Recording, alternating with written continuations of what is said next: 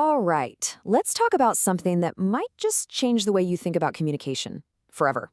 We're going to dive into the power, not of speaking, but of being quiet. Yeah, I'm talking about the command of strategic silence. So think about this for a second. Have you ever been in a room, maybe a meeting or just with friends, and there's that one person? They haven't said much, maybe not a word, but they just command attention. They have this gravity, right? And everyone's kind of leaning in, waiting.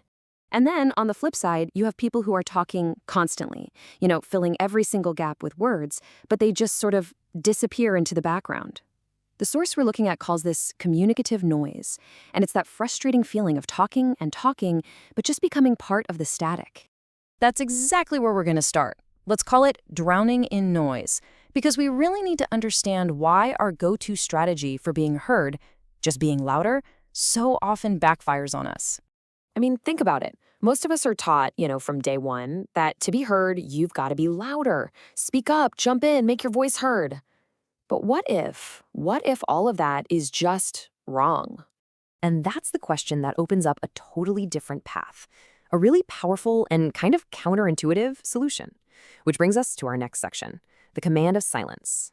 Okay, so let's be super clear about what this is. Strategic silence is not about being shy. It's not being passive. No way. It is an intentional, a deliberate use of quiet. It's a tool you use to make people actually stop what they're doing, lean in, and get this, want to hear what you have to say. And this right here, this quote just nails it. The goal isn't just to be heard anymore. The goal is to make other people need to listen. See the difference? You're not fighting for a spot in the conversation. You're creating a situation where they can't afford not to listen. It's a total shift from begging for attention to commanding it. Okay, so this all sounds great, but how do we actually do it, right? That's what this next part is all about, deconstructing the signal. We're going to get into the nuts and bolts of how you stop being noise and start becoming that powerful, clear signal. I love this phrase from the source material. You have to become a signal of the unknown. What does that even mean? It means you're no longer the predictable person who chimes in all the time. Instead, people look at you and they don't know what you're thinking. But because you're so deliberate, they have a feeling that when you do speak, it's going to be important. And it really comes down to 3 basic steps. Step 1, eliminate your own noise. All the ums, the ahs, the little verbal tics we use to fill space. Just stop. Step 2, cultivate stillness. Stop fidgeting, stop tapping your pen, just be still. And step 3, wield your eye contact. Use it to connect, to show you're calm and confident. So let's look at a few key habits here. The source talks about radical stillness. That's just a cool way of saying control all those little nervous twitches. Then there's dead eye contact. I know, it sounds a little creepy, right? But it's not about staring someone down. It's just about having a calm, steady gaze instead of letting your eyes dart all over the place. You put that together with short, to-the-point responses, and, this is key, a deliberate pause before you speak, and boom, you start to build that gravity we were talking about.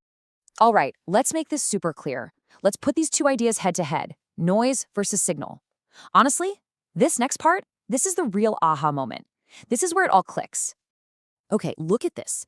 On one side, you've got noise. This person is all about filling silence, jumping in, maybe over-explaining things. It all comes from a place of anxiety, right? A need for validation. But then look at the signal.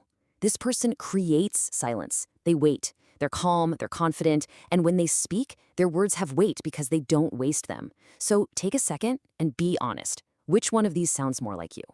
Okay, this brings us to the final piece of the puzzle. And this one is, well, it's pretty profound. We're calling it entering the void. So that powerful, charged up space you create when you're silent, the source has a name for it, the void. And don't think of that as something empty or scary. It's the exact opposite.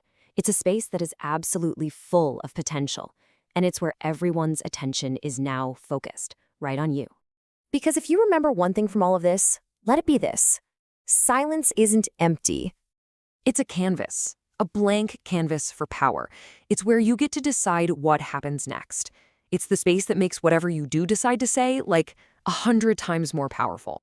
So that's what we've got. We all have this tool. We all have the ability to create this canvas of silence. So the only real question left is, what are you going to command with yours?